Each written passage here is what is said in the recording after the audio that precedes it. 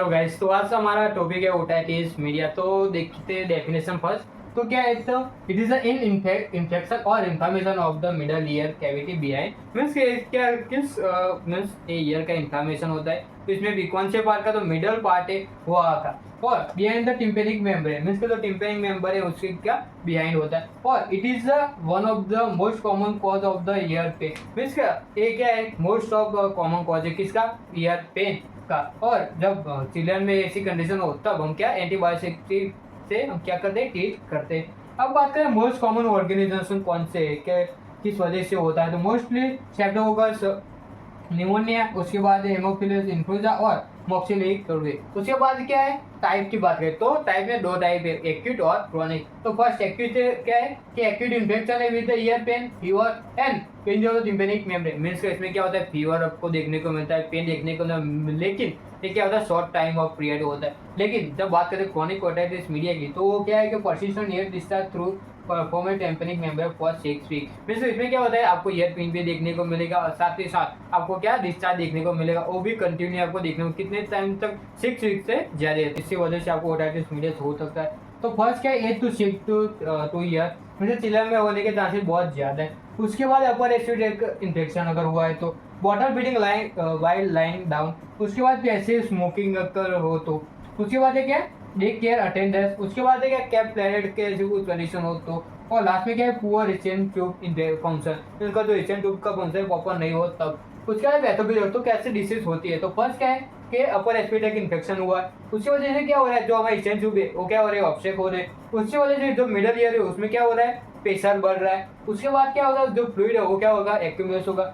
उसके बाद बैक्टीरिया, अगर फ्लूइड एक्यूमुलेशन उससे क्या होगा? तो बैक्टीरिया उसकी क्या होगी? ग्रोथ होगी। और ग्रोथ होगी तो मिडल ईयर में क्या इन्फ्लामेशन होने के चांसेस बहुत ज्यादा। और मिडल ईयर में इन्फ्लामेशन हुआ तो उसकी वजह से क्या होगा? ईयर पेन, फीवर और हियरिंग लॉस क्रोनिक कंडीशन में हो सकते हैं। उसके बाद क्या है? साइन सिम्टम की बात करें, कौन कौन से साइन सिम्टम है आपको ओटाइटिस मीडिया में देखने को मिल सकते हैं। तो फर्स्ट क्या है? Ear pain, fever. उसके बाद क्राइंग और इरिटेबिलिटी में सीरियर में देखने को मिलती है आपको। हियरिंग लॉस में जो क्रोनिक कंडीशन अगर है तो।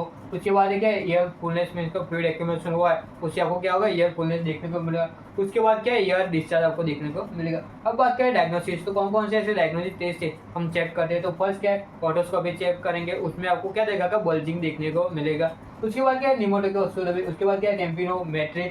उसके बाद हियरिंग असेसमेंट हम क्या चेक करें। तो ट्रीटमेंट में क्या क्या हम करते हैं। तो फर्स्ट क्या है? Medical treatment. तो मेडिकल ट्रीटमेंट क्या करते हैं? पैरासीटामोल और आइबुप्रोफेन का देंगे क्योंकि पेन और फीवर के लिए। उसके बाद है एमोक्सिलिन है क्योंकि वो क्या है? एंटीबायोटिक। उसके बाद है मायरेक्टोमी और टिम्पेनोस्कोपी करेंगे। मींस तो क्यों? वो हमारे क्या है? Surgical management. अब बात करें नर्सिंग में जो मोस्ट इंपोर्टेंट, तो क्या करना है? फर्स्ट तो assess the pain use scale according to age. Means का अकॉर्डिंग टू एज हमें प्रॉपर जो स्केल होती है अकॉर्डिंग टू एज उससे हमें क्या करना है? पेन को असेस करना है। उसके बाद एंटीबायोटिक और एनाल्जेसिक प्रोवाइड करनी है डॉक्टर ऑर्डर। उसका ना मॉनिटर टेम्परेचर और डिस्चार्ज, कितना टेम्परेचर बढ़ रहा है, फीवर की ऐसी कंडीशन है कि नहीं, और जो डिस्चार्ज निकल रहा है वो कितना निकल रहा है, किस तरह का है, हमें क्या करना है? असेस करना है। मुझे provide a comfortable position, means का provide a comfortable position to patient, means का प्रोवाइड करना है कंफर्टेबल पोजीशन पेशेंट को। उसके बाद इंकरेज ओरल फूड, मींस का हमें कहना है कि ओरल फूड क्या करे?